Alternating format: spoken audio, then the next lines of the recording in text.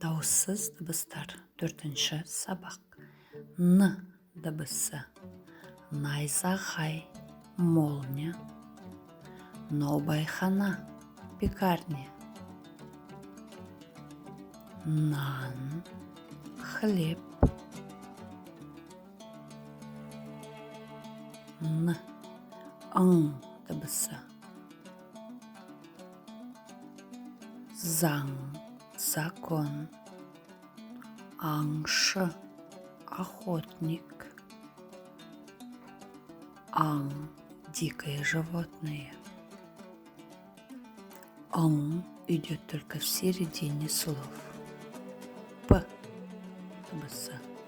Пәтер, квартира. Перде, шторы.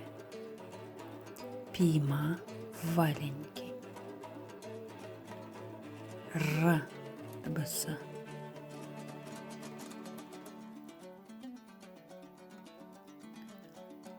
Раушан, роза.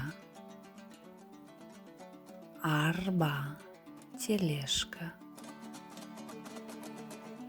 Ара, пила. Ара, пчела.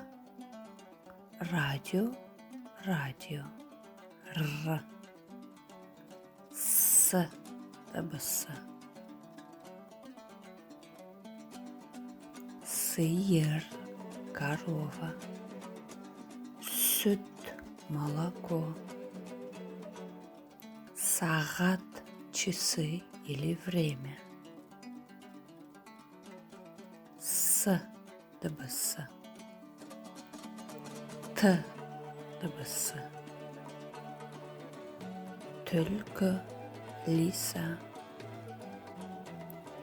Тоқылдақ, дятел.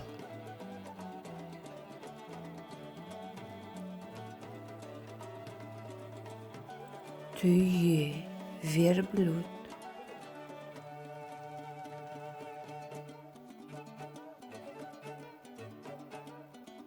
Тасбақа, черепаха. Т. Қайтала, есте сақта. Н, ың.